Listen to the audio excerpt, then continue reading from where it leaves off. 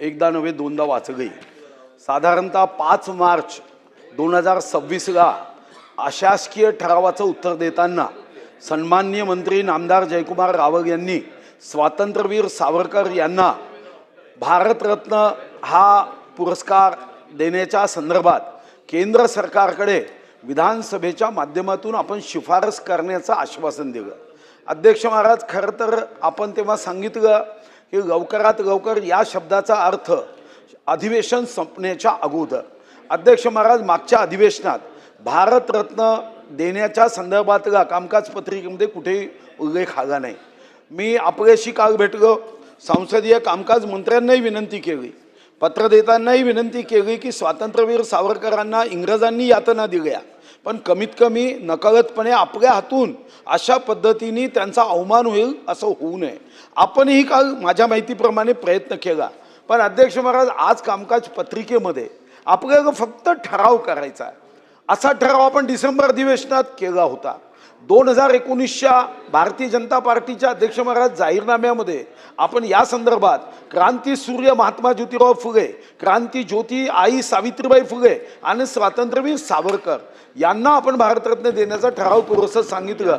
2 ठराव झाले आणि संसदीय कामकाज मंत्री महोदयांना माझी विनंती आहे की असं सत्ता आली तर आपण आपला विचार नाही बदलत। आपला विचार बदलला असेल तर यानंतर मी कधी अशा पद्धतीने उभं राहणार नाही, पण तुमची कृती, आपला विचार जो आहे, स्वातंत्र्यवीर सावरकरांच्या संदर्भामध्ये खूप यातना त्यांना दिल्या गेल्या, आपल्याला फक्त ठराव करायचा आहे। तर फाईलला सुद्धा इतक्या यातना होते आहे का की 2 अधिवेशन 5 मार्च, आज आपण 10 जुलैला आपण आहोत। माझे अध्यक्ष महाराज, आपल्याला विनंती आहे, मी तुम्हाला सांगतो या सभागृहाची शपथ घेऊन की मी पुन्हा हा मुद्दा उपस्थित करणार नाही। फक्त याचं दुःख मला निश्चित आहे की ज्या पक्षाचा कार्यकर्ता म्हणून स्वातंत्र्यवीर सावरकरांच्या विचारावर आयुष्य आम्ही काढलं, आमचं सरकार ठराव द्यायला फाईल अशा पद्धतीने जर दाबून ठेवत असेल तर त्याचं मला खेद आहे आणि मी प्रतिज्ञा घेतो यानंतर मी हा मुद्दा कधीही काढणार। सन्मान्य सुधीर भाऊ, आपण एक अत्यंत भावनिक आणि सगळ्यांसाठीच या सभागृहात जेवढी सगळे सदस्य आहेत त्यांच्यासाठी अत्यंत महत्त्वपूर्ण असा हा मुद्दा सादर केलात।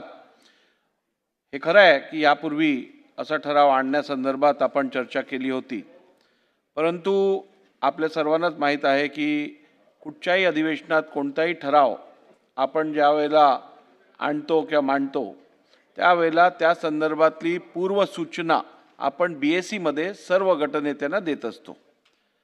दुर्दैवाने अनावधानाने मला वाटतं या BSCमध्ये या विषयाची चर्चा झाली नव्हती आणि म्हणून मला हे संयुक्त वाटलं नाही की चर्चा न करता कुठचा ठराव सभागृहात आणणं योग्य मला वाटलं नाही, म्हणून तो मी ठराव आणलेला नाही आहे। सरकारकडनं तसं झालेलं नाही आहे। सरकारचा पण या विषयात पाठपुरावा राहिलेला आहे। पुढच्या अधिवेशनात BSCमध्ये मी हा विषय चर्चेला घेईन आणि योग्य कारवाई करेन। स्थगन प्रस्ताव आज प्राप्त झालेल्या सर्व स्थगन प्रस्तावांच्या